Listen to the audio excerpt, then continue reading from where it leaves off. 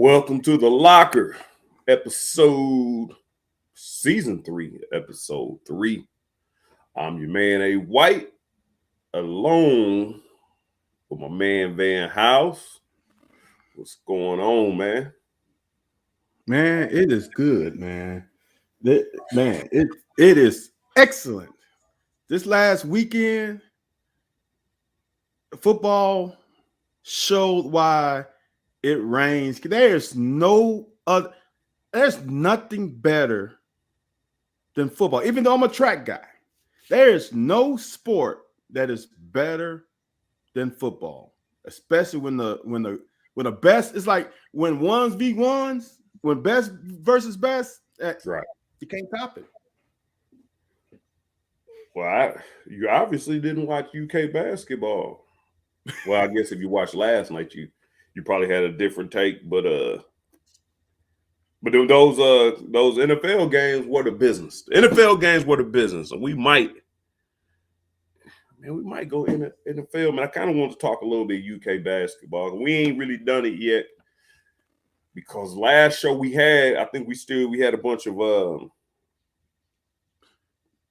we had some stuff going on, transfer portal stuff going on, Right. football. So that was, to me, Right. at that point in time, that was a big deal. Basketball real still don't have an identity. I don't know if you've been keeping up with your girls, and they act like Kyra might not make it through the season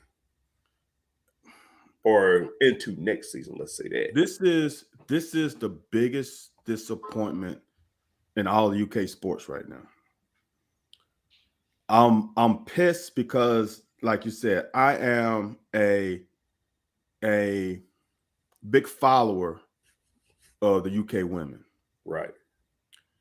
And I understand they have some adversity, no doubt about it. Injuries, stuff happen. They really only play,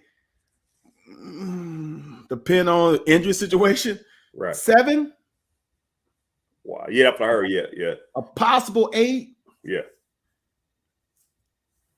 But this is what, and I'm gonna say this: Matthew Mitchell, was it his last season where they had all them transfer the year before? I can't remember. It was the year before. It was the year before his last season. Last year is the year he got sick before the season, or he's right. Yeah. So the year before they It had some. it might have been 3 years ago. That's what I'm.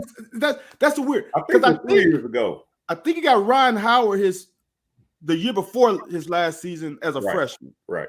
So what? Because he played with Epps. I think Epps was the year where they had like a real sharp bench because they lost some of the players. Yeah. All right.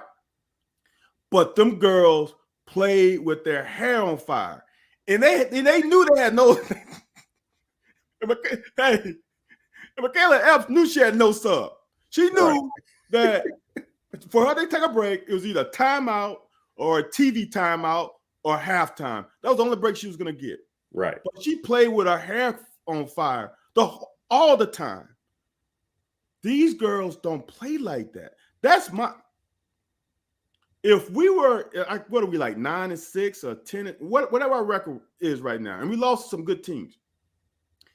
If we played and the optics were different, I'd be like, you know what?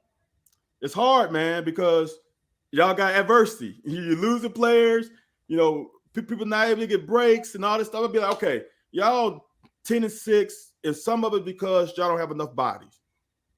But you can't play like you too cool for school and not give effort. The effort level is, the optics are horrible. And for me, I don't know Kyra's X's and O's because I'm a big player guy. Right. But if your players don't play to a certain level, that's on you. You are not demanding effort. If you don't demand effort and a product looks lazy, I'm firing you because of that. Not because your X's and O's, just because you ain't giving the fans what they want and giving giving me what I want to see, which is just effort. The only thing you can control, I tell my kids this all the time, the only thing you control in sports and life is attitude and effort. That's it.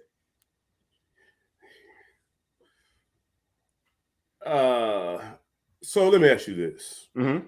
Do you feel that Kyra is not demanding that? And I don't know if you know the reason why all those kids left with Matthew Mitchell was for the same, not for the same reasons that you play ball or the way you coach. I think there's become, and that might have been another reason. Matthew has some health issues. You know, family became might have, you know, you start seeing that flash before your eyes, your family's well-being and things. But the one thing it seems like for the past couple of years has been where those girls' focus were. Like you said, once you get on the court, they can do whatever they want. Once you get on the court, you have to prepare to be on the court. But it seemed like, man, they didn't want nobody being hard on them. They questioned everything the coach did, and the public got involved. Their parents got involved on anything they said. Like, no, I don't really want to say this because this is really seriously, this is really sensitive. If a player, not even a female, male or female player says, "Well, the coach touched me," that has to be taken into consideration. There's no, it has to be taken into consideration. So it's not that far. But they were doing stuff. Well, coach, don't spend enough time with us, or that's what I was hearing locally with Matthew Mitchell.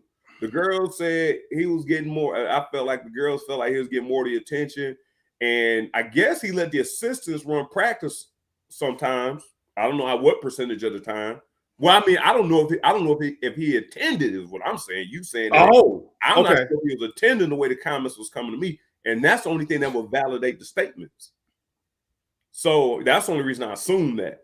But the girls seem to, and I asked around some people who played basketball, who played for Matthew in the transition year, and they said he was tough, but to every single one of them said that when he came, man, he was kind of rough. We ain't like it, but as an adult, they said they understood what he was doing, and now they feel bad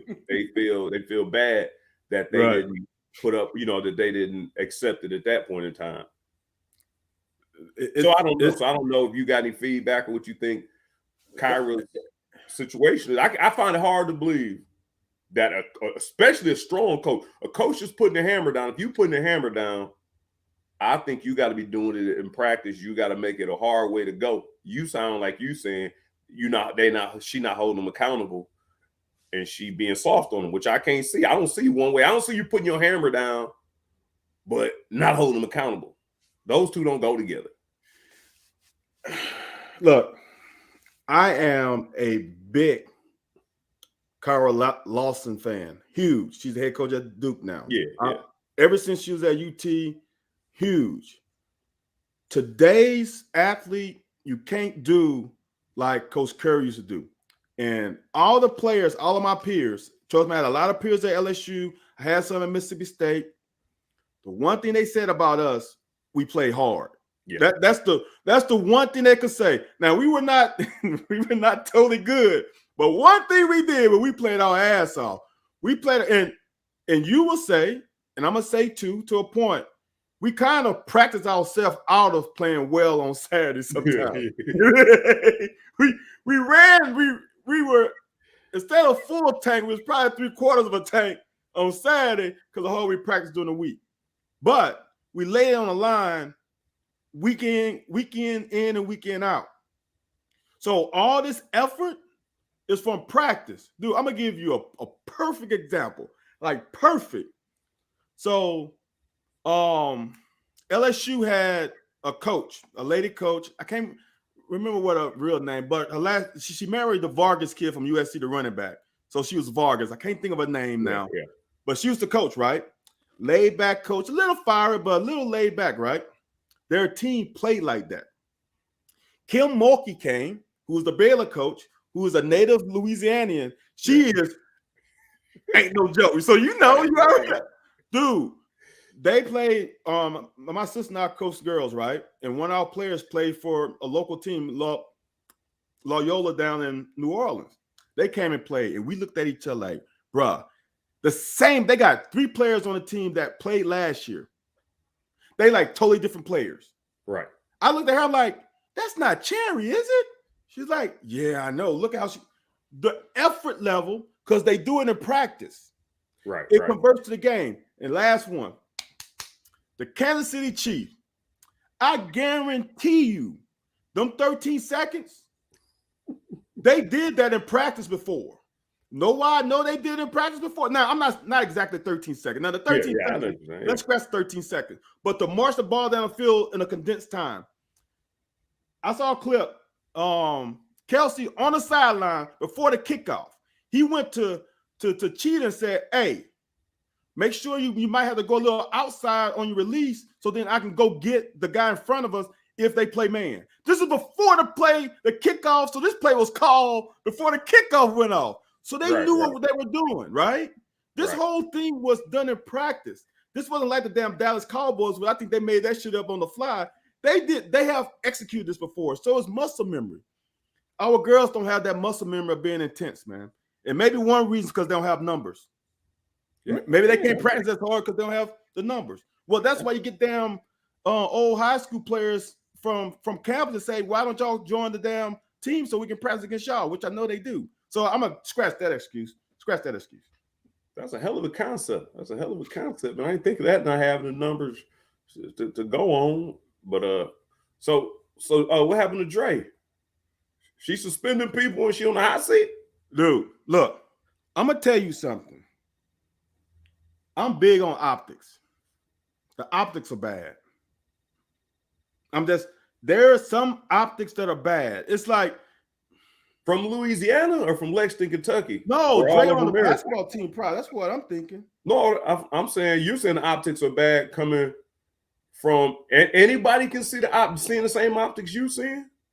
I mean, some people might not be. Some people look. It's like my daughter. She watched basketball, right? She watched NBA. Is she watching the game or is she watching the game? Right. You know that I don't know if people are watching the game like I'm watching. I'm just not watching the player jump running down and forth. I'm looking at all the other stuff. Right. Oh. Wait a minute. So what did Dre do? I'm gonna say this. Dre has moments. Man, it's hard. I don't like putting this on people because I don't know him, right? So this is just projecting stuff on him. You know, players that we'll play with that were shady in practice, try to get out of something if they could. They shady outside of practice too. You know what I'm saying? Yeah. I'm gonna leave it at that. Okay. Yeah. Yeah. You got a hell of a point, man. One thing we both do agree, though. You're talking about hold on, man. Uh-oh. They got Posey is supposed to come on talk about it. You know, the girls coach at Virginia with Tina Thompson. Oh, really? Yeah. Okay. I know. Yeah, I think this is the second year. Might be his first or second year. That's a good spot for him, man. Look, I'm gonna tell Posey if you're watching, you would rather coach girls than boys. I've coached on a smaller scale. Girls listen, boys don't. I'm just being real. Girls will listen. Boys don't. Period. But no, it was kind of the same thing. But I say this, man. I do say this, and I'm kind of going back to where I was at in the beginning. That I understand there are players, but there's only certain players who gonna bull jive outside of practice. You know, the ones always looking for the loophole or getting out of this, getting out of that. We understand that. But when you got a coach, ain't with the shits. You ain't too apt to try it. But I'm saying Dre, and maybe, I don't know. I don't know. I don't want to speculate. I don't want to get this thing too far off tangent. Something has had to happen where a player can know that, and man, for you better not say nothing to me, because right. I got one thing. I just thought about when you was talking. The only girl on that team, the only one that to me plays with her hair on fire all the time is a true freshman. That says a lot because she hasn't been inundated in the system yet to say, oh, I can just take all I know when I come to high school, that's how I play in high school. So I'm not gonna change now. But it's kind of interesting that she's and it looks bad. You know how it looks bad when the film comes on and a defensive lineman runs by a defensive back to go chase somebody down? That's how it looks on film. Yeah, but it's like obvious. you know what's funny? I'll tell people this all the time, especially when I coach kids or parents talk to me about their kids complaining about practice or anything like that. One thing that sticks in my mind, and I don't know if I've said it. I don't know if you absorbed. When I was in Oakland, they don't have like if you on the team, you rotate. We going through the script. 1, 2, 3, 4. Right. So if you the fifth string running back, you get in the fifth play. Like with Rich Gannon, Tim Brown, James Right. Jett, like you just in there. Like it ain't no we put you in on certain plays. Huh. We gonna run this Right. script when you come in. So we in there, and I made a mistake, and then Rich Gannon chewed me out. Man, I'm just like, first of all, I didn't feel it was acceptable for me to make a mistake, and I didn't have a problem with him chewing me out. Only problem was it was something that I didn't understand the concept of, which I felt like he should explain it, but he didn't have to. So I come off there and I'm moping, not really so much moping, but like, dude, like I'm like you, I'm a cerebral player. Like I got to understand it to perform it. And I get back behind the thing, and so the rotation, I figured the rotation going back to the next player. Tyrone pushed me back in there, and I'm in there now. I'm pissed off, can't concentrate, and I'm in there on another play. Like I bet not mess up. So it might have been a run play or something. I just got up through there or whatever. So he pulled me to the side when I came through. He went after me. He pulled me to the side and was like, "Look, man, I want to win a championship. I want to do that on my leg or your legs." And he said, if I let you slack off, that's going to let the person behind you slack off. So he was telling me this for my life. Like if I was stuck in the NFL, only thing that stuck to me was if I'm the number one running back, I can't be last in sprints. I can't be late to meetings. I can't let up early on plays. If we got to run 35 yards, he was like, man, he was like, yeah. He was like, one thing I always took with me was that if I'm the leader, if you see your leader not doing what they're supposed to be doing, that lets the person behind you know it's okay not to be doing what you're doing. So it makes sense, like you said, that somebody who's not in the program, I'm not saying they are not doing what the coach tell them or they slacking or whatever, but it might just kind of even be the best player on the team, like Ryan Howard's. Her demeanor is just kind of casual, but she can casually put up buckets though. Like she can just casually play. So So you don't think the effort is there? That's a problem. The effort is there. You think she's not giving effort, or you think her game just looks effortless? No. We talked about this, I think, last show. She picks spots. And to me, you pick spots offensively, right? Because the way I was taught is you rest on offense. You don't rest on defense.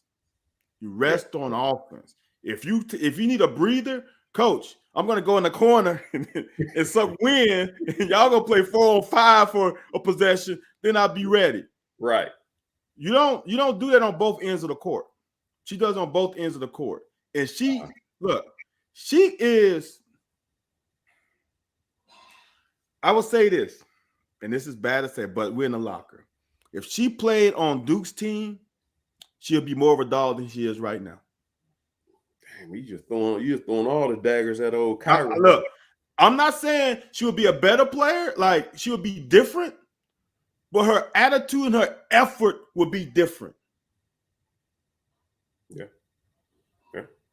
Because she's a baller, dog, but the optics would be different. Because Kyra's not going to take that bullshit. But can you? But yeah, I agree with you. I agree with you. But I don't know if you can do that though anymore. I'm not sure. That's why what polls say he coming on. I'm not sure if we can do that. I'm not sure if that's the thing you can do if a player's not comfortable. I'm not sure if you can push him. Dude, you understand? There's a way to do it. Here's a concept that you can't fathom, that I can't even fathom.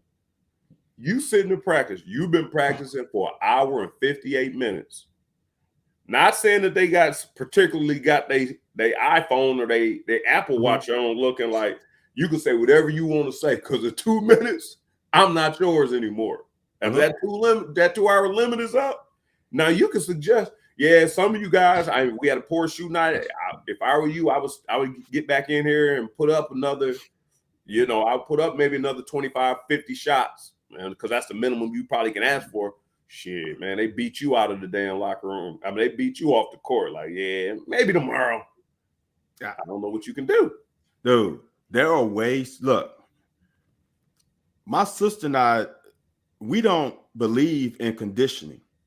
Like, what our belief is, why would I take out a time and just have you run and you're not doing any skill set? You're not doing any skill, right? Yeah. So what we do just a simple drill. And I'm sure she probably got it from somewhere. You sprint to the elbow, you do one move, shoot a layup. And it's just a wheel. Then you do two moves, do a layup. Then you do three moves and do a layup, right? Then you do one move, you do a jump shot. The amount of condition they get out of that is more than doing a few gassers, a few suicides, or ladders, whatever they call it now. You know what I'm saying? Like, do stuff. You can get in a kid.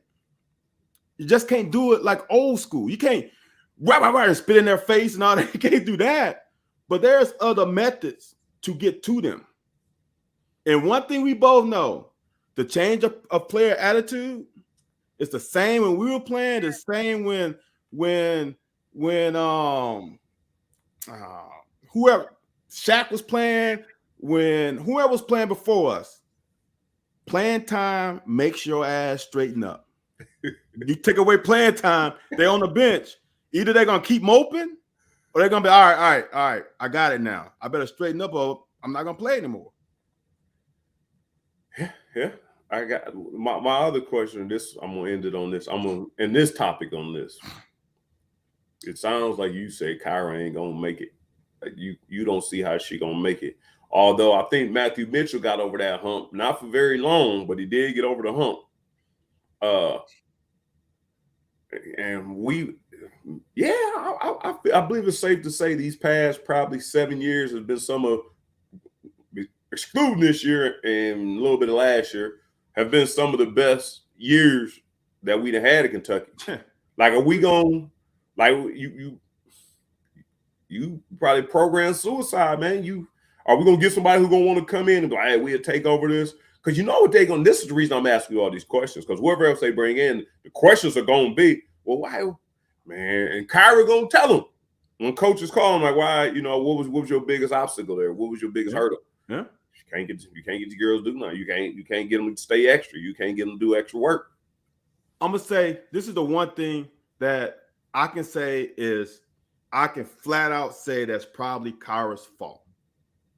Without knowing the intimate details, is she didn't get anybody out the portal. With the limited numbers that they have, they knew they were down, right? They got a girl from the student body that's on the team, right? They got a guard that's on the student that's tried out.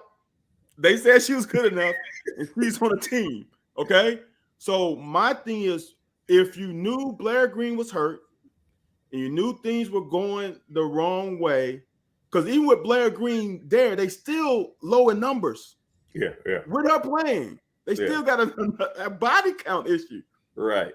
She didn't address any of those issues through the portal.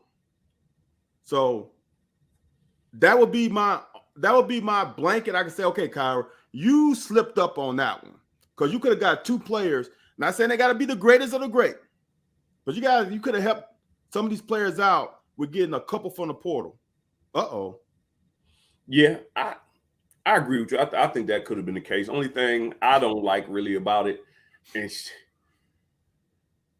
we both agree that COVID changed the landscape of a lot of things. Yes. Just general life in general. That she got, first of all, she got named head coach at the last minute going into the season. So she was giving a mulligan. You taking over a team, you ain't put together no practice plan, you ain't got no 5-year plan, you ain't got no 7-year plan. Right. And then this year, coming off of the COVID, it was kind of, that's why you saying why she didn't do this and that. We didn't know what was going to happen coming in this year, if what the restrictions was going to be. But I don't know, man. So I guess you can't be mad at her for where we are now. But man, with all these things going on, her giving a job right before a pandemic, and then never getting a chance to get her feet wet, and now you know, like you said, Blair was a senior, but with Blair going down, I don't know if you really could prepare for it. I think the whole time she been just treading water, trying to keep her head above water. I don't know if she ever really got a full grasp on what her next move was going to be. But here's the issue. Right? She did better without the preparation.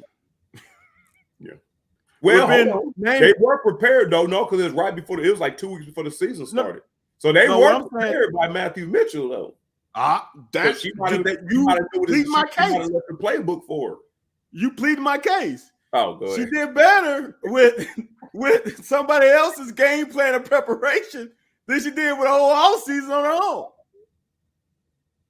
With the same players, Anthony. With basically the same players. That is true. She didn't lose no superstar.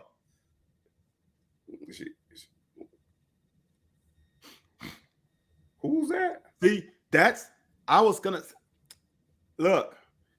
Every time last year they hired, what is his name? Whatever their name is. She's the old Duke's coach. Oh, okay. Last year they hired. She brought in last year. They hired what was Kate? I can't remember that. Oh, they hired the old lady. I think she was Texas O's coach. And retired. She came back. So they always brought in a past superstar coach under Kyra. I think Gail is the next in line because now I'm gonna say something. She's not on the level of Kim Mulkey, but she's close. she ain't quite up to the 10, but she's a 9.8. So what I hate about this though is you got a generational talent on this team. Ron Howard is a generational talent. There ain't gonna be too many more like her. So that bothers me that we are wasting her senior year when she could have left last year. Yeah, that's true. And for it to go down like this, when I'm a senior and I know I'm a baller, and she got players with her, it's not like she's playing by herself. Right. It's just not a good. It's just not good optics. Rick Pitino came here and he had his players playing above their athletic ability. Right. She got to have the other girls play above their athletic ability, even though your bench is short. You knew this when Blair Green went down. Everybody knew this. So now let's strap it up and let's play like we want to be the damn one of the best in the SEC. But the SEC has gotten better, bro. That's the problem. There are no cupcakes anymore. Vandy is probably the game you can be like, and maybe Auburn, I guess. Wasn't that the same? Wasn't the same situation with Howard while she was suspended the first I game? would say it's the same deal. Yeah. That's what I thought it was. But my thing is, right? Here's the thing, though. And it's bad to say it like this, is as a coach, you need to, or you should portray in your workings, in your demeanor, what you expect from the players. Yeah. You can't be a laid-back coach and expect your players to be hard asses. It don't work that way. Yeah. They feed off of you. I never forget Kim Mulkey was she was in a press conference with her players. And she said, when I step in the huddle, all the players are looking at my eyes for my confidence level. And I have to portray confidence to them just with my eye contact. Yeah. So you think, now she's just talking about confidence. Yeah. You know, when you're in the store and your mom look at you a certain way, you already know what's up. They ain't getting them kind of looks no more. Damn, that is true, man. Damn, that is true. When you looking at Joker and you know you defeated, I get to thinking that Joker Phillips. Because you know what's funny? Jokers will play for you when they think, and you can attest to this. Jokers will play for you when they feel like you've been done wrong or it's not your fault. Like you said, like if we shorthanded, if we got 11 players and we got to go both ways, man, we going to play our ass off. We know, coach, it ain't your fault. And like you said, they going to know they've been in the game. It's exactly why when y'all got Bill Curry fired, then y'all decided to start trying to play like it ain't no tomorrow. Because it wasn't no tomorrow. Because we ain't know when a new coach come in, you ain't guaranteed a spot on that team. So Preach it. I understand what you're saying right there, brother. But yeah, so sheesh, man. Kyra's gonna be out of here. I was Don't say that. Don't say Lacey already now, y'all done already convinced me. Wait till Sunday morning. We're gonna talk more. Y'all done convinced me. Mitch has an out to let her coach 1 year because of the adversity that they were playing under. Injuries. Mitch Barnhart. Matthew Mitch. I said maybe Mitch. Matthew Mitch will come back, man. Mitch. No, it is. Mitch has an out. The adversity they went through this year with the injury to Blair and low in numbers, he could potentially he can talk himself to the media of this is why we're letting her get another shot, right? That's the only out he has, because even though we love women's sports, how much money are we going to devote to paying a coach who we just signed to not being coach, to not be on the sideline? Yeah. I don't know if we are able to fire certain coaches and still pay them when they ain't coaching. So she might get another year. I'm trying to check out their attendance. 1,700. Is that a good number for girls basketball here in UK? That ain't too bad. Wait a minute. We was down there though, right? Where was we at? Oh, that was at Auburn. Let's see what the things was. And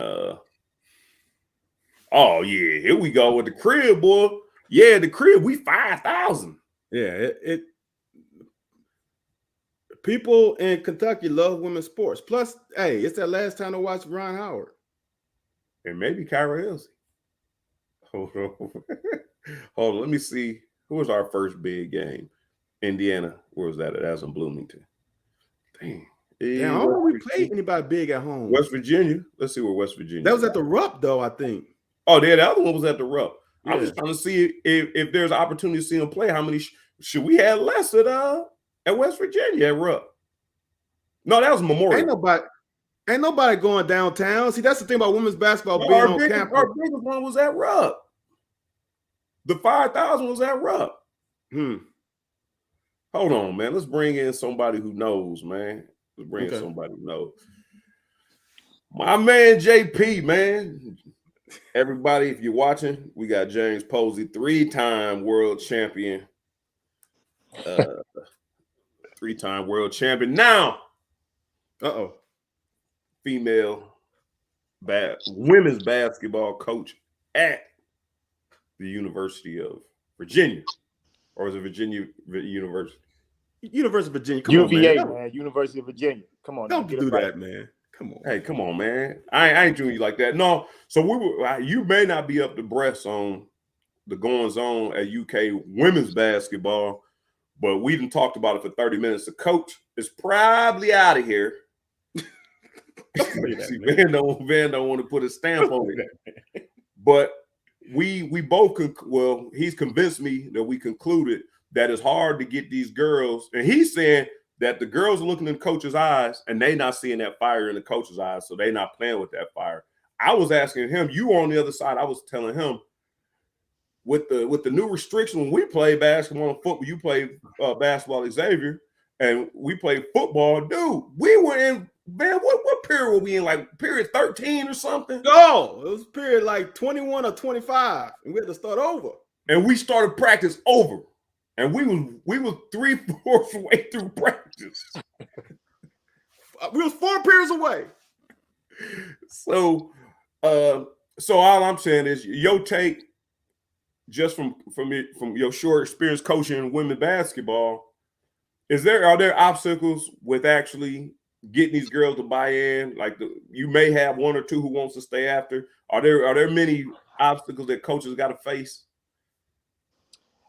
I mean, of course, at the end of the day, you need talent, and you need, players, and you want players that love the game just as much as you. That's competitive, and you want the players to be the best version of themselves, on the court. So, with that being said, You know, it depends on their outlook of what they want to get out the basketball experience. On the men's side, everybody want to go to the league. So what they trying to do? They're gonna prepare like they going to the league. They're gonna put the time in. On the women's side, uh, you may have a few of them, or you may not have none at all. So now for them, what are they really trying to get out of the game? Are they gonna still put the time in to get extra shots, extra reps up? Are they really gonna be locked into what the coach want, or they just using this? Hey, you know what? I'm here anyway, so I'm just gonna play, and it is what it is. They don't care about I guess their legacy of what they leave behind during their time at the university. Some do. Some want to make a change, and some don't. So hopefully you could recruit and find young women that share that same passion and want to get a lot out of the game. How far is it now though? Like this day and age, and I know when I was in the NFL, not so much in college, but in the NFL, because I was trying to make it. In college, they were trying to preserve me. So after practice in the NFL, they're like, we don't know if you can pick up blitzes, because in the NFL, they don't hit a lot. So they got me staying after practice, bro. Like, hey, man, I want you to do some blitz. Who the hell wants to stay and just bang and have car collisions? But they said, so they suggested that. And basically what you telling me is, in order for you to stay on this team, we need to see if you can pick up blitzes. You need to stay after practice and do some extra at that level, boys or girls. So you got somebody who, they rhythm, they shot. Now you can see them making it just an open gym, but in game time, in the flow, in the game shot, they're not making it. So you mean to tell me, is it still there? Like in our day, hey, stay an extra 30 minutes and get some shots, or you just get to offer it to them and they can take it or leave it? I mean, like I said, I was the one that wanted to get better. Like, I wanted to get better. So when I played in the game, that my hard work paid off and showed off, and that I was dedicated to the game. I didn't want to disrespect the game by not putting the time in. You know what I'm saying? You get out the game what you put into it. And that's where, you have some players that don't understand it, don't believe it. So, on the college level, it's a little different now. You know what I'm saying? My coaches never had to tell me to get extra shots up, because I was always trying to be the best I could. You know what I mean? And I knew what I, wanted to do for the team and help the team. So I put the work in. Nobody had to tell me. And even like now, just learning some of this college stuff, as far as the amount of hours you have in the week to get practice and get stuff done, like, you have to be cautious of that. Like, I can't tell somebody to go, really go get some extra shots up, or I have to suggest it for the most part. And they have to, either want to do it or they don't do it at all. You know what I'm saying? So I think that's the biggest thing. And then, just, at the pros, for the most part, even though they're grown men, like, you can pretty much tell them, I'm going to meet you at the gym. We're going to get this work in. You know what I'm saying? So it's a little different, you know what I mean? But if you get those, those young ladies or young men, depending on what side you on, to actually, want to be the best version of themselves and love the game and respect the game, then they will do it. And like I said, like, for the guys, it's always the NBA, right? For the women, it's some of it's not the WNBA, but they just enjoying their college experience for the most part. You know what I'm saying? And if basketball is a part of that, it's cool. If not, you know what I'm saying? They just coming in, gonna be student athletes, come play and get out of Dodge and not worry about working on their game. Hey, Ant, I got one for you. Check this out. I just thought about this. We're talking about Matthew Mitchell and Kyra, right? How many of these players are Matthew Mitchell's players? It's only 2. Only 2 of these players were recruited by Matthew Mitchell. And that's your superstar, and that's Emma King. All these other players are transfers. But you just said Kyra wasn't in the portal. No. Not this year. She was in the transfer. She got Robin Benton. She got Owens. She got can't think of the girl now. The point guard from Tennessee. All these players, most of them are not freaking recruits. Treasure Hunt was a freshman. She was recruited, right? Who? Treasure Hunt. Ain't she from Tennessee? Yeah, but she ain't Matthew Mitchell's. That's Kyra's a recruit. Oh, okay. So maybe like Posey just said, when he said it, it made me think the players that Kyra is recruiting ain't got no dog in them. I just thought, look, the people that she recruiting ain't got no dog. I'll tell you the this. People she bringing in ain't got no dog.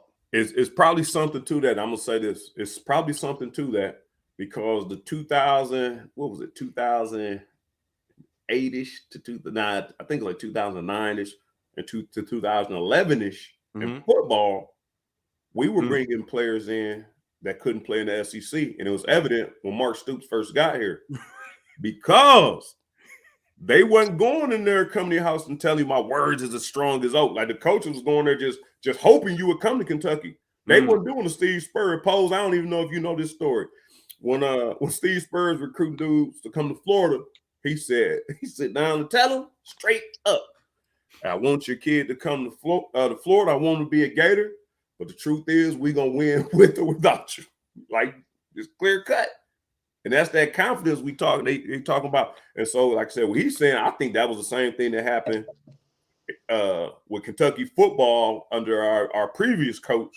Was I don't know if he didn't hire the right people to want to go in there and get the kids and didn't believe they could win. But I know for a fact that one of our recruiting coaches or one of our coaches that was recruiting and was telling the kids that he didn't know if we can win, but we needed them. His ass need to have been fired right on the spot. Shit. Are you serious? Yeah, man. But Lacey said, "What's on your hat?" She wants to know what's on your hat. And Ann says hello. The first Pose Cast. Yes, sir. If you ain't check out the Pose Cast, go check out. Man, y'all had some stuff on there, man. The one you and Antoine Walker did, and y'all had me rolling, man. So man, it's crazy because I haven't done it, you know what I'm saying, in a while, just because, I've been doing the coaching stuff at UVA, but I had some stuff lined up. So, once I get my schedule, probably at the end of the season, I'll probably get back and I'll be dropping some more pods or whatever, some more Pose Casts and stuff like that. But you know what I'm saying, I was having fun with it, and I was getting rolling. But you know what I'm saying, I'm taking a break right now for this coaching thing, so it's all good. But they still available. The ones I listen to. Yeah, for sure. They still available. You could go on there through basketballnews.com and you can see I'm still doing the articles, and I'm also, saying the old pods that I'm doing, but I'm still keeping up with the with my articles and stuff like that. So I got a few brewing right now, so we'll see. So Paul, I got a quick question for you. I'm a big Kara Lawson fan. Can you tell me how them Dukes girls play under her leadership? Because we just talked about this earlier. Yo, it's crazy because we just played them the other day, and so we just dug ourselves a little hole early, and they end up beating us. But I mean, you figure every coach, you go after players that fit your mentality a little bit. So that's what you go after. And so with her experience of being a player, and then also being up in the NBA a little bit, some coaching philosophies and things like that, and now molding to herself and her own philosophies. I think she's trying to help these young ladies, fit that description of how she was as a player and what she wanted to get out those players. So they're a tough group. She has good size, she has good players, and talent-wise, she has some talents that she could do things with. So it's just she's in the ACC, of course, and so it's tough. And so but they're doing a good job, and I think she's doing a good job also. This is what you was talking about, getting the players to do stuff, and I just thought about this. This wasn't even on my radar as a take, man. You coached Kyrie when y'all won a championship in Cleveland. You coached Kyrie. So what is it possible for them to continue this whole thing with him not playing and him, even if they go to the playoffs and play games with him not home, especially, and that's the bad part about it. Your home court advantage is going to be your disadvantage if he can't play at home court. You think Kyrie going to give any? And I don't really want to get you on no side if you take with his COVID stances and all that, but is that something you expect out of Kyrie? You think Kyrie is doing the right thing, not based off the COVID stance, but he's a guy who's going to stand by his word no matter what? Or is Kyrie the one that maybe he going to duck? He going to duck an opportunity over team value? Because it seems like there's a little bit of a rumor that he always puts his own initiatives over team values. I've heard that kind of somewhat through media. I mean, Kyrie is a strong-minded individual. You know what I'm saying? And of course, he's going to do what's best for Kyrie. And I think, as he's gotten older, he's pretty much, standing strong on his words and things like that. And I think people really didn't understand like where he was coming from and just seeing his growth. You know what I'm saying? It was just, Kyrie's always up to something. It's Kyrie this, Kyrie that. But, for him, that was the decision that he's made. Now, on the basketball side, it's tough. But between the Nets and Kyrie, that's something that they will have to figure out. But it's a shame that we're missing out on the talent of Kyrie, because he is he's my top point guard, like skill wise and skill set. You know what I'm saying? I'm a big Chris Paul fan too, but when you talk about guard that can actually go get it on all levels, it's Kyrie for me. And so, I don't know if things gonna change for him where he's vaccinated and he can play at home games, but I guess we'll find out too, like everybody else when the playoff rolls around. But I'm happy, to get a glimpse of Kyrie playing now on the road, when he has played. And the crazy thing about it is like he hasn't missed a beat. You know what I'm saying? He's still out there balling and stuff like that. And that's a true hooper right there, Kyrie. He gonna play any and everywhere. And like I said, you thought he'd probably be rusty. Nah, he looked fine to me. Yeah. I'm gonna ask you another. Before I get back to, I do want to ask a couple questions about. I talked to you on Sunday about it a little bit. I wanted to ask you about that, man. But just because we got you on here, and we know some of these people, and the coach, some of them played against them. What's going on in LA, man? Who got to go and who gonna stay? And what do you think of too many personalities? You think? Yeah, what's just your take on going on in LA with the Lakers? Not the Clippers, the Lakers. I just think they're a little older right now for the most part.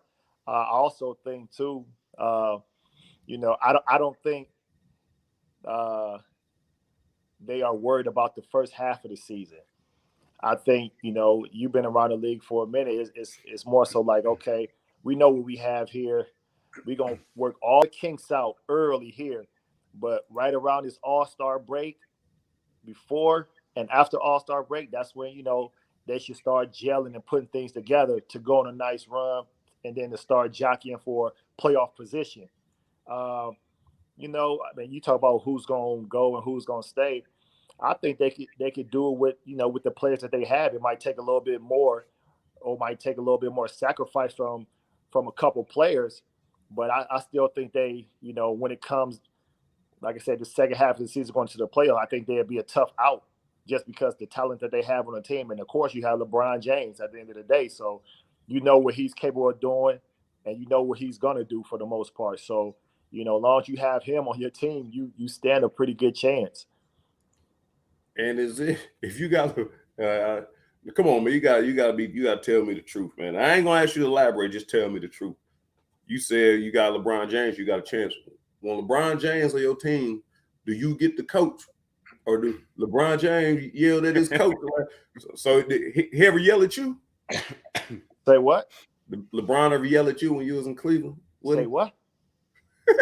Nah, only time he yelled at me when he wanted some candy or something like that. I do remember seeing you giving a little bag of candy for his kids and stuff, Yeah, man. but no, I mean, listen, LeBron James, you know what I'm saying, as far as his skill set and his basketball IQ and what he does for a team, like he brings it every night.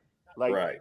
he brings it every night, and his basketball IQ is smart. So at the end of the day, he's like when I was in Cleveland, like he's testing coaches, make sure you're on your P's and Q's because he's already thinking 4 or 5 steps ahead too.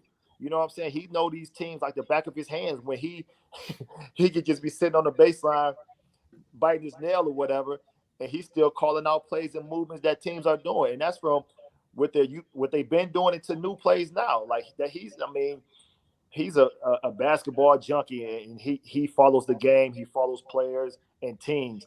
And so with his IQ, like he's probably helping some of the coaches out for the most part. You know what I'm saying? Of course, you got LeBron James on your team. You gonna listen.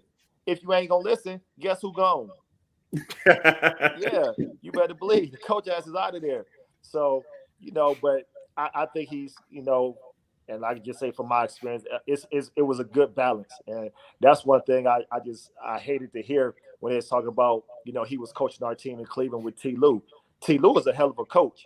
You know what I'm saying? He knows his stuff. And I know Brian knows that. Brian respects him because, outside of playing a game, you have the game plan for it. So, you know what I'm saying? The staff and Coach Lue, you know what I'm saying? Like, came up with a game plan. They had to execute it. Right. So, you know what I'm saying? They both worked, hand in hand together. So, that used to bother me because they didn't want to give T. Lue, you know what I'm saying, no credit for, his coaching when we won in Cleveland. And, he's in L.A. right now with the Clippers, and he's still doing pretty good, right. You know what I'm saying, without PG and without Kawhi. You know what I'm saying? They just came back from 35 points last night. You know what I'm saying? You look at their team, they really ain't got no superstars on it, but you got, he's giving them some enough for them to go out and play hard. It sucks that they was down 35 points, right. But they could have easily gave in and lost by 35 too, but they came back and won in regulation. You know what I'm saying? So, give Coach Lue his props too. All right, I got a quick question since I am a Laker fan. Do you think if they would have got Buddy Hield instead of Russ Westbrook, do you think that team would be a little different, having another shooter out there instead of having Russ? No, it's easy to say that now because Westbrook there and, he's been struggling for the most part. But, you never know. Buddy Hield, he's a great shooter. But the dynamic of the team, you know what I'm saying, what you going to do? Now you have Brian. You try to cut his minutes down. You try to play him off the ball a little bit. You know what I'm saying? It's tough. Now who's going, they have Rondo, they have point guards there, but it's not Brian James, running the show. Right. So have Buddy Hield, you play a certain way where you have Anthony Davis. He'll probably need to play more so in the post where you have the shooting available and you give him space to work in the post. You know what I'm saying? With Westbrook, his rim attacking style of play, that's what he's been doing for years. So they didn't have that either. So, you know what I'm saying? You're either going to be a jump shooting team or you're going to have somebody that's getting downhill trying to tear the rim off the basket. Right. And then, as the season, like I said, every night is different, right? But once they get to the playoff, everything slowed down. So you talk about possessions. So when you look at Westbrook, in the playoff, he get out of transition, those fouls add up. You know what I'm saying? The game slows down. And so Brian, he's not attacking the basket as much, but he pick and choose when he want to do it. But if you have somebody that's constantly going downhill like Westbrook does, that's going to add up. That's going to add up. So I think, come playoff time, the game slows down and those basket attacks that he has is going to work for their team. On top of you have a few guys that's able to shoot, shoot the jump shot and shoot the 3-point shot. So we'll see. So body blow. I got you. All right. Dang, man. That's one thing, man. I appreciate having you on here. I'm not ending the thing, but I never thought about that. That was the best way it's ever been articulated. Because I could never understand, like, why people just let LeBron boss them around and punk them. And that is a hell of a concept. No, that is a hell of a concept. And that makes sense. If I'm out here working my tail off And basically, like you doing all these sprints, or you working on your quarter time and track, and they got you running a mile, or they got you running 100. Like, dude, I'm doing all this work, man. At least utilize the work I'm doing. But if the coach ain't putting the same type of work you putting in, and you coach drive, hey, that I ain't even think about now. Now that makes a whole hell of a lot of damn sense. I'm out here putting this overtime in, and you ain't film studying. You ain't, I gotta tell you how to attack this defense. That is crazy, man. That's crazy. But yeah. So we was talking about on Sunday, man. 6th man of the year. You've been 6th man of the year before, and it's ironic that our point guard got hurt. So Davion Mintz, who was our backup point, was moved into the starting lineup. Yeah, let me check. Yeah, moved in the starting lineup. This Joker shot 2 for 9, 0 for 3 from 3, 4 points, 1 steal, 2 turnovers, 4 assists, 2 rebounds. And is there added pressure to the point where they put you as a 6th man and you come in?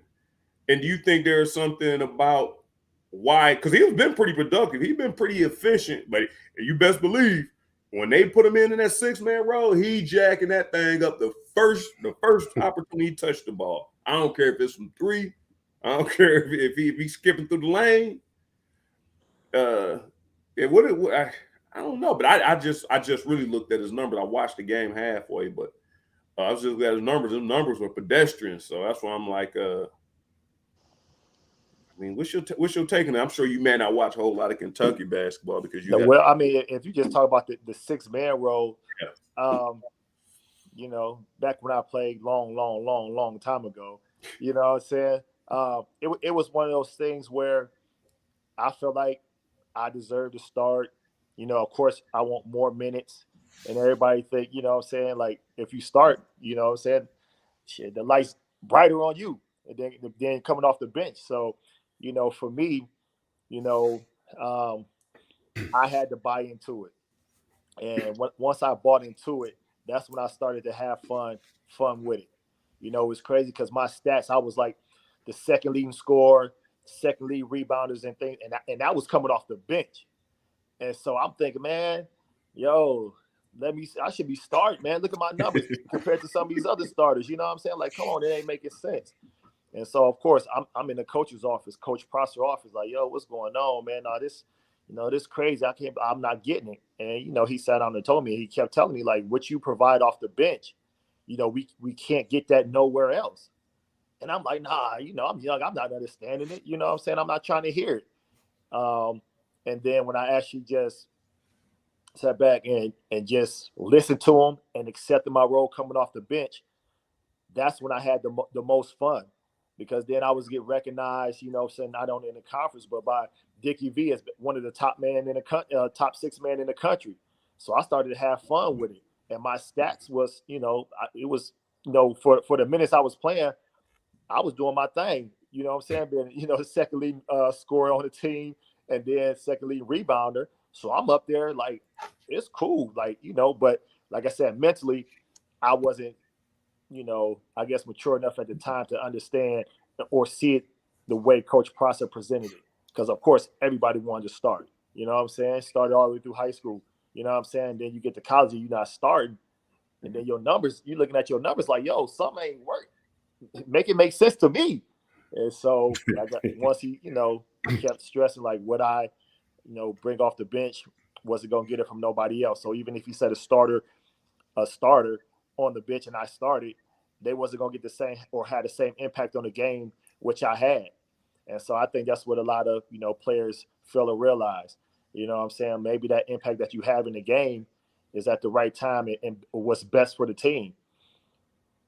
And then, like for myself, I didn't end up starting until my senior year. And, from there, I guess, I was able to put both things together where my stats and my minutes added up. You know what I'm saying? So, it's just one of those things. You have to buy into it, embrace it at the time and understand, you know what I'm saying, what's was best for the team, and that's coming from the coach.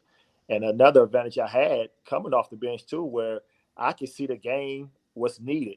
You know what I'm saying? And so that's what I was able to provide when I got in the game, whether it's just the extra hustle plays, the rebounding, how to defend people. You know, I'm able to see that stuff. So now when I come in, boom, I'm right on point. I'm filling all those voids that was missing. You know what I'm saying? And then that's where, you know, I guess the fun part came in for me, because I knew coming in, checking in, you know, I'm ready to go, and I was fresh, fresher than some of the people that's about to be in there. Yep. Hey, I was gonna ask you, and I know this is kind of personal. It ain't personal because I guess it's no, it ain't really public knowledge. Me and you are probably the only people on the screen who know this. So you keep saying that you wouldn't get an opportunity. Now, I can't remember. Was it Darnell? What was Darnell at? Williams? It wasn't Williams, was it? Yeah, Darnell Williams. Yeah. That's what I thought it was. So didn't they bring him in after you, or they brought him in your red shirt year? Or No, we was in the same class. We came in together. Oh, see, I didn't hear. Okay, I didn't know about it. I remember. I thought he brought him in later, huh? No, we came in. We the same class, so we came in together. I was a prop 48. Right. So I didn't play my freshman year. And he didn't either, though, did he? No, he played. He played. Oh, okay. I don't remember him playing. And I think he might have came. I think he might have started his freshman year. If not, he's probably started midway through the season or something like that. But yeah. Okay, see, that's where I was confused at. I ain't know that. My man Lake Dog chimed in. You done been on the next level, man. You the coach, head coach D League, G League, whatever it was at whatever point in time. He wanted to know. So Shaden Sharp is number one after reclassifying, was number one basketball player in the country. He enrolled in UK in January. They say he turned down, Jack Pilgrim of KSR said he turned down $5 million to do whatever. I don't know. For whatever reason, he turned down $5 million. So he came to UK. Big Blue Nation is upset that Shaden Sharp decided to come to Kentucky and may not play. Cal is talking about he may not play him. Now, mind you, I'm already telling you Davion Mintz is nice. I like Davion Mintz. He is 6 man. So we got a freshman who just enrolled in January. Everybody like Cal, like we don't want to rush him in because his dad is saying that he wants to be at Kentucky. Like he wants to develop at Kentucky and then go to the NBA when he's ready. Like we not going to the NBA. Lake Dog just said he out of here like shit. Like he gone. Like at the end of the season when the NBA draft come, he gone. What's your take on what kind of insight you have that if this is the case, do you think there's any truth that a kid gonna be a lottery pick, gonna stick around for a whole nother year back? And his dad, I'm gonna throw this out here too. His dad already said that he not really worried about the money because they got enough insurance on him that if something's happened, he'll be taken care of. I mean, it's hard. I mean, actually, you have to think about just their family in itself. So if you talk about, their family, talk about they're straight, then it's really no worries. You talk about the insurance, I guess there's no worries for the most part. And nowadays, it's hard to, I guess, sort of keep a young kid's vision of not going to the NBA when everybody's been talking about him going to the NBA. He has NBA talent, not to go the first chance they get. And so whether he's played a lot now or whatever it may be, if they're talking about him in the league, then of course he's licking his chops to get to the league. Now, the big question is, honestly, where would he go? You know what I'm saying? Is he going to be a lottery pick? You know what I'm saying? Like, if so, is he going to be a high lottery pick or low towards the tail end a lottery pick? You know what I'm saying? I mean, I know it's a lottery pick, but it's also, you still had a first round and you still had a second round. Where is he going to go? You know what I'm saying? And so it's one of those calls where, I mean, for the family, that's the decision they're going to have to make. And it's hard, like I said, nowadays to tell a kid that, nah, you could stay one more year to get better, develop, or whatever. So I mean, it's just tough depending on where they have him slotted up as being, you know what I'm saying, coming out in the draft. Yeah, somebody I don't trust that projected top 10 by, I think ESPN did that. I don't trust that. The kid should still be in high school right now. That's the crazy part. He should be playing basketball in high school right now. He canceled his season to come to Kentucky. So that part worries me about the mindset if he goes from high school straight to the NBA. Because is he ready? We all saw BJ Boston last year, Anthony. We all saw BJ Boston. I watched him at Sierra his last senior in high school. I'm like, that boy can ball.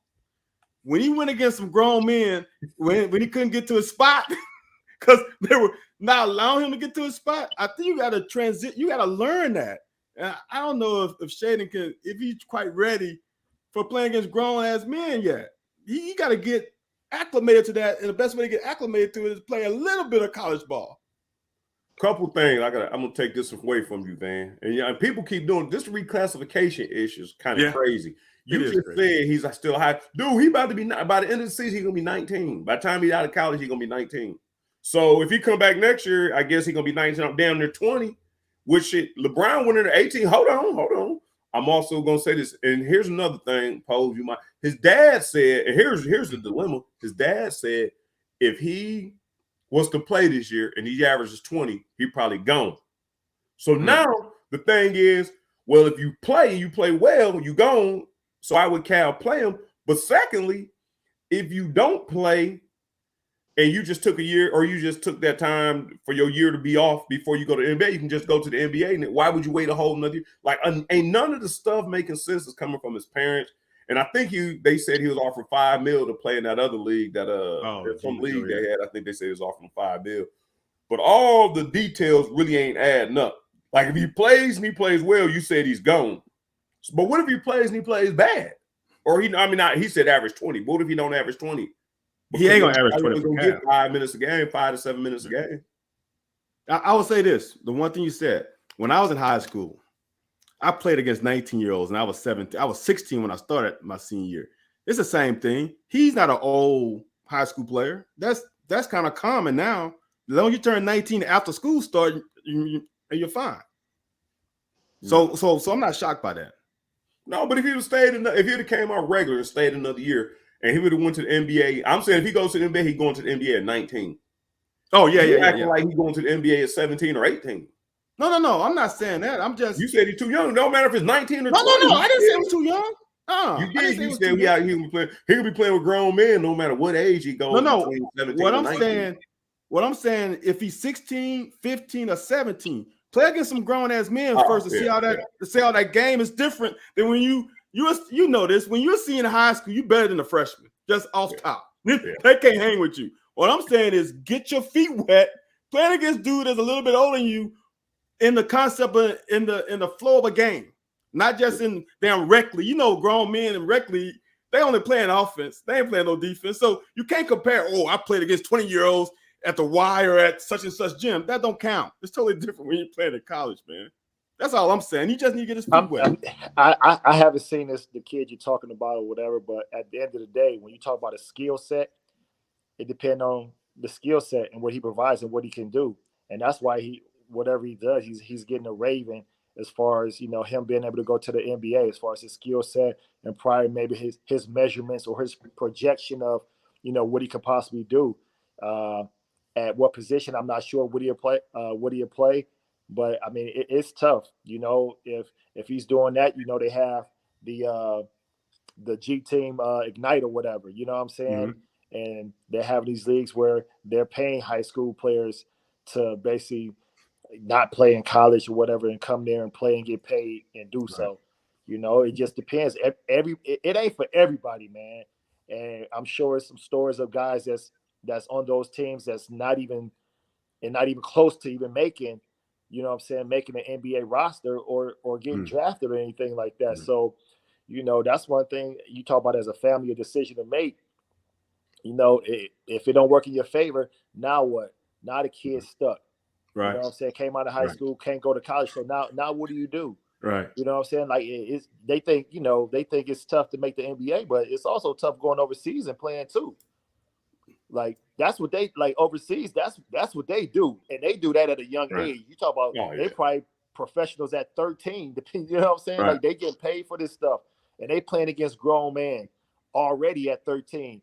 And the ones over there that can hold their own, that's how they end up over here. Right. You know what I'm saying? You look at Luka. You know what I'm saying? He was a pro already. He was killing grown men over there. He get drafted here. Like he ain't afraid of nothing over here, and he can play. He can hold his own over here. You know what I'm saying? So if you can't make it to the league here, and then you try to go overseas, it's just as tough. It's more demanding over there because it's cutthroat. They playing with your money probably, and you ain't getting no playing time. Right. So now you just ass out at the end of the day too. Now you come back home, what you gonna do? So I just wish kids would, you know what I'm saying, just really, think about those decisions, because once you go, ain't no turning back. Right. Hey, and that even though that season was bad for BJ Boston, that helped him out, bro. Because when he's at the Clippers, he knows what to expect now because he's been through a grind. You know how easy high school basketball is. You play twice a week, maybe 3 sometimes. It ain't that easy no more. And I think he got used to the grind. And that year proved to him that he ain't the damn golden child no more. He's gonna have to work his ass to get where he wants to be. And I think Sharp needs that. That's just my opinion. Well, OG5 and tuned in, huh? As he played with us, he was our we was pretty much positionless except for Kale because he was so short. Everybody ran the. Why you gotta do that, man? Kel better not hear this joint. But no, Cade Cunningham. I mean, not Cade Cunningham. Shaedon Sharpe his game kind of reminded me of Cade Cunningham. Well-rounded, strong with the ball, can get inside a little bit. And I said a little bit shorter, maybe an inch or two shorter, maybe. I thought he's bigger than Cade. No. Nah, it was Cade 6'6". Yeah, well, I think Shaedon is only like Shaedon is anywhere between 6'4" and 6'5". Some people got him listed 6'3". Some people got him listed 6'5". Oh well, shit. That's the same thing for Shaedon. Then they're about the same height. Shit. You said from 6'3" to 6'6". Ain't no shoe that damn tall. Shit, 3 inches? Come on, man. Oh, 49-inch vertical. He hopped like me. He's a beast, man. I know that vertical was that thick. That's why I thought he was taller though, because the way he poked easy. Dude, he is a beast. Easy. I'm gonna do this. I'm gonna ask you this question, Posey, and I'm gonna ask you about your former alumnus coach, who is about to be jobless here in the next I don't know how many hours. Oh, he's already because there's rumors, huh? He out. But I keep hearing, but he out. I see Wikipedia got him as it don't say present. They took present off the end of his tenure. No, he out. He out. It happened this afternoon. Okay. So this is what I'm gonna ask you. It's 2 different things. I was gonna ask you a 2-part of it's 2 different things. So you just said what you just said about Shaedon Sharpe. So take everything away from Shaedon Sharpe. If this is Jace Posey, who reclassified and finished his credits, came to Xavier. No, we're gonna say Kentucky because Kentucky is more known to project to get players in the NBA. Comes to Kentucky. Hey, we got our shit too now. Just because y'all a little meal over there, everybody one and done. Everybody can't be one and done. Sometimes we got to go. We got to spend a couple years, but we got some league players over there coming from Xavier too. All right, my point is with that for sure. For what I'm doing. For my question, though, it has to be Kentucky because if Jace Posey comes to Kentucky, he could sit here for a year. If you go to Xavier, you're going to have to play before you go to the NBA. You're going to have to play. So I'm saying Jace Posey comes to Kentucky as a number 1 player in the country in January. The roster's kind of already set. You know, he done came off his high school grind. He on the bench a little bit. Is dad James Posey saying, I want to see my son play so we can see what's up? Are you saying don't play him, just let him practice with y'all, let him weight lift, get himself up? Now, mind you, Ignite done offered him $5 million already, and he turned that down because he wanted the college experience and not wanted to go the pro route just yet. Yeah, and then the draft comes around, and what's the scenario if Jace has played and played well, as opposed to the scenario that Jace hasn't played at all and just been sitting back watching? Is James going to the draft if they got a projected top 10 lottery? Well, first of all, I'm gonna tell him, like, if he's going to Kentucky, like, I'm gonna say play, because I think by playing, like, competing, like, you're gonna have to compete. If you could compete there and hold your own with other top, you say, pro players that you may have on the roster, that has the potential to come out as well, I want you to compete, because, like I said, once you leave there, now you part of, like, the real world now, and he's going to have to compete to survive at the next level. Like, if it's just easy to him, you don't got to work, and you just pop up in the NBA without working, and then when adversity hits a little bit, and you got to, actually work for minutes, work for that paycheck and stuff like that, it's different. So of course I'm gonna tell him, no, you need to go there and compete and play. You know what I'm saying? You can't worry about injuries and nothing like that. You just have to go out there and play and put your best, be the best version of yourself. Go out there, do what you're supposed to do. And if you're just that good, it's gonna show. You know what I'm saying? Outside of that, you shouldn't duck competition. You shouldn't be high, and go out there. And if you're that good, it's gonna show. Now, if it shows, now people talking at the next level. You know what I'm saying? It's saying, okay, you are a pro prospect, you could get drafted. Now, the next conversation is where you're gonna be drafted at. We're gonna take a look at that too.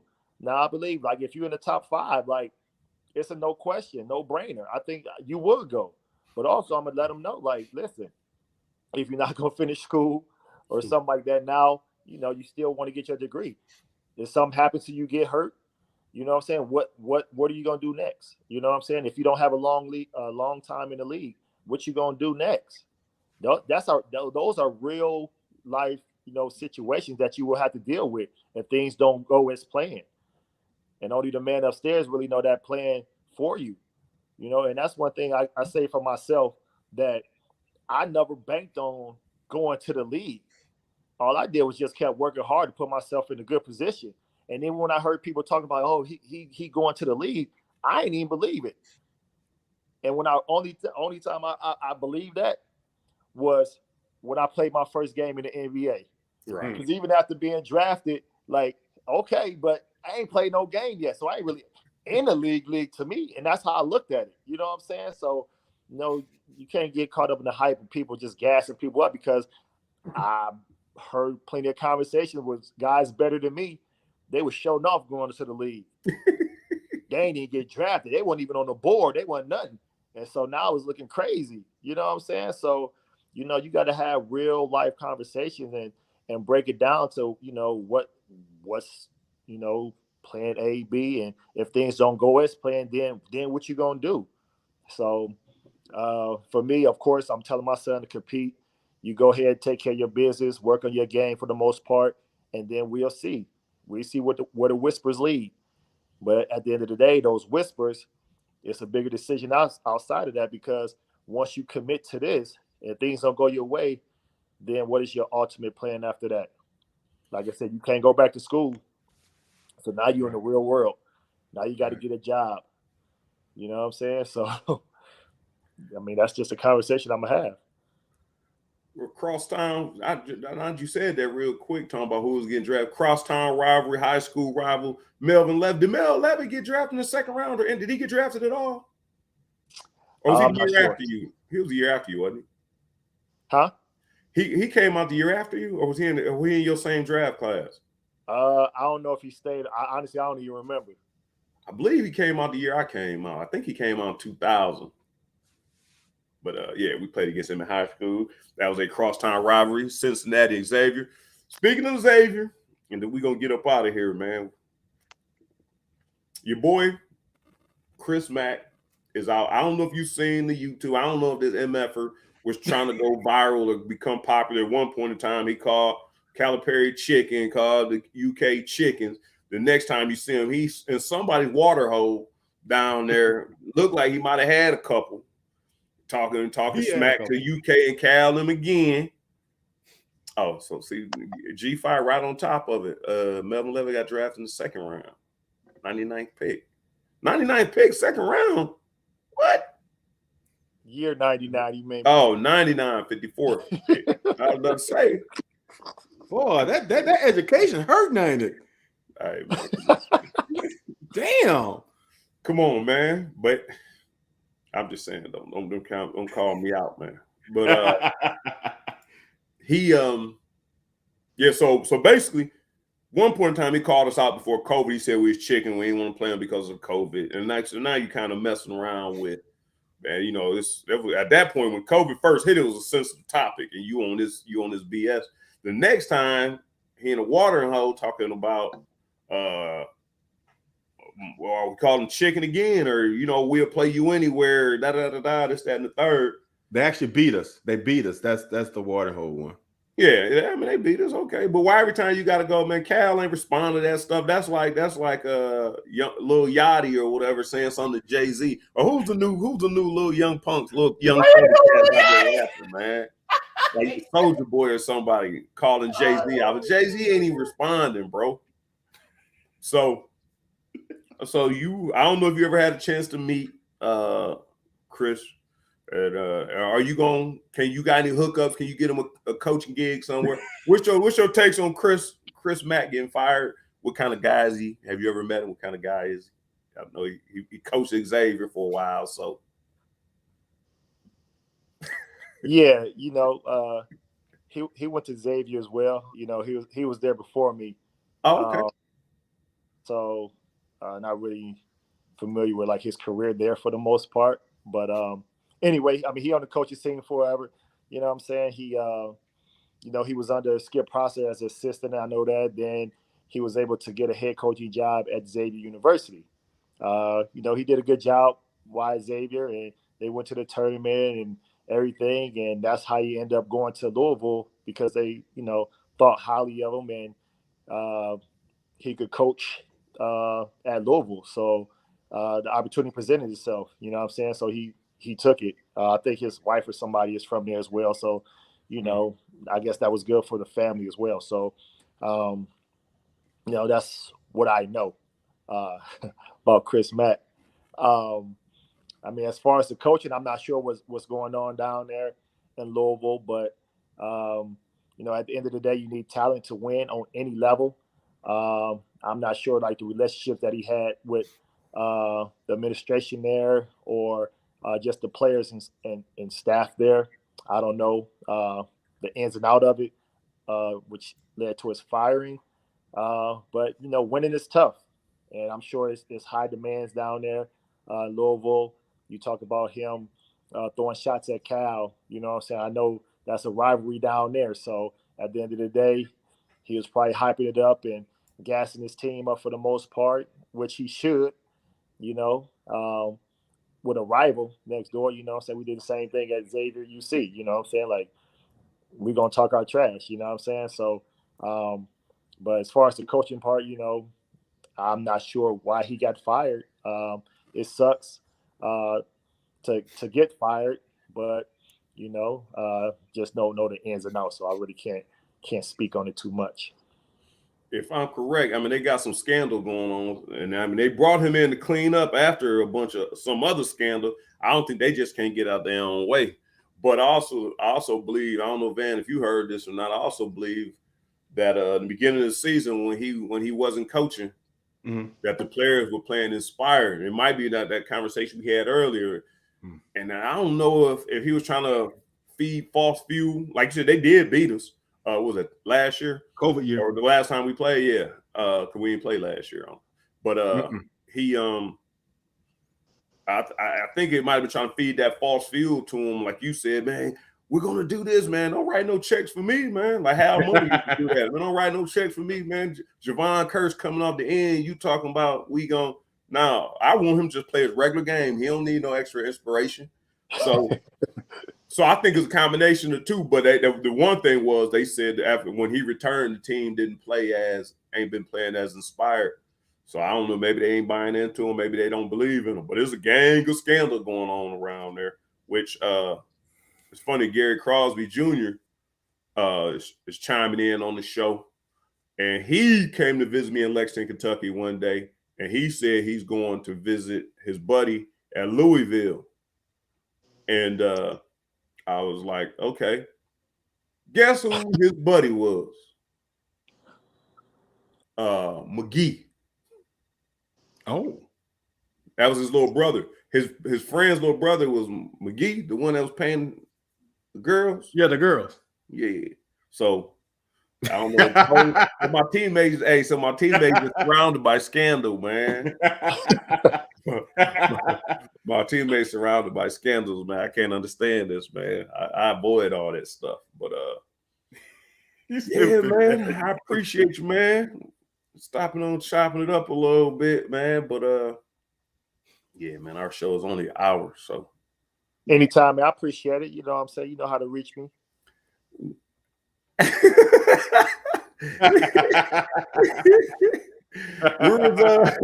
One more time, man. Hey, man, I'm kidding. For all y'all people checking it out and the podcast listeners, and I know Pose, so some of the stories I can imagine what he's doing when he's telling these stories. But even if you don't check out any of the Pose casts on podcast, check out that, because y'all mostly are UK fans. Check out the Antoine Walker one, man. It is hilarious. I know both guys, so it's very entertaining to me. But even if you just know Twan, that was entertaining. But I think if you listen to one, the way the stories Pose bring up and some of the reenactments of some of these situations he brings up, you'll enjoy those. So check out the Pose cast on podcast. Where can they find these podcasts at, Pose? On basketballnews.com, man. Check out the Pose cast there. And also I do articles. So I try to put out a couple articles a month or whatever, depending on what's going on in the league. You know what I'm saying? And, you know, some of the things just involving basketball. So it'd be a good read and a good listen to, you know what I'm saying, for sure, with the pods and the articles. All right, man. I appreciate it, man. We're going to get you back on when we get some more topics that you want to discuss once you get that head coaching job, man. I could be player personnel, man. I could be the coach. Hey, man, I could be the one that they got the little arm bags, and they still do that stuff. They get the little football pass and be hitting and stuff. It depends on what program you at. Hey, what they used to do ain't abuse. Now, you know, they call it something else. You probably, I don't know, it might not be legal. Right. So yeah, man. But I appreciate that, man, and we gonna check back in with you next opportunity. Yeah, man. All right, peace. Appreciate you coming on, brother. All right, man. Good stuff, man. Good stuff. He a little bit PG with us some of the times, man. Some tells me he's real short and real PG. Some tells me that him and Chris Mack relationship ain't the best. But I'll take it anyway. Give it to us.